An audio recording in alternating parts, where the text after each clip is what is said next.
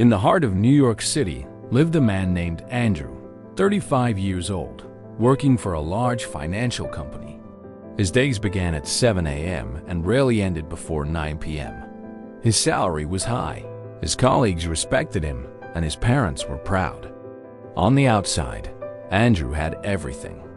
But deep down, he felt like a machine living, working, and slowly burning out. At night, in his small apartment, Andrew would sometimes pick up the old guitar from his college years. A few chords filled the air, stirring memories of a long-forgotten dream, becoming a musician. But then he would sigh, put the guitar back in its case, and whisper, "Dreams don't pay the bills. Money does." One day, the company threw a party to celebrate his latest promotion. His co-workers cheered, drinks flowed, everyone congratulated him. Yet, in that moment of applause, Andrew felt nothing but emptiness. A single question echoed in his mind. Am I truly happy? That evening, he wandered the city streets aimlessly. He stumbled into a small coffee shop, where a young man sat on stage with a guitar, singing his heart out. The voice wasn't perfect, but the passion in it filled the room with light. Andrew sat frozen, his heart aching. He saw himself 15 years ago standing on a small stage, believing that music was his whole life. When the song ended, the crowd applauded warmly. The young man bowed, smiling with pure joy. In that smile, Andrew recognized what he had lost: true happiness.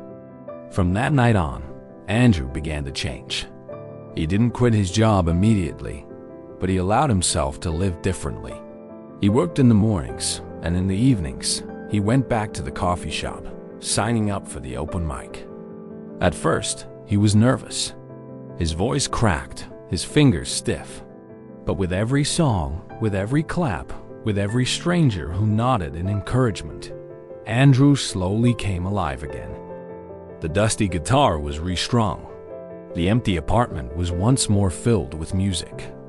And his soul, once withered, began to bloom again. A year later, Andrew made his decision. He left his corporate job and opened a small guitar class for underprivileged kids. On weekends, he played music at local cafes.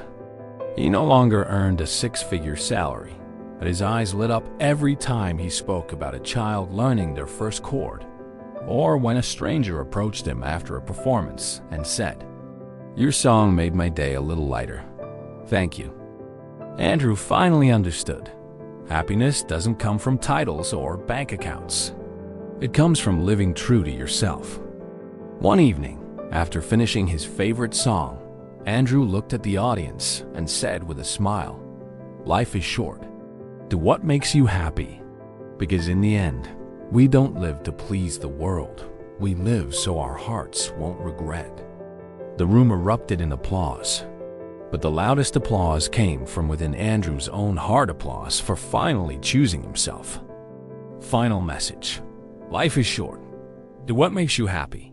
Tomorrow is never guaranteed, but today you still have the choice to live your truth.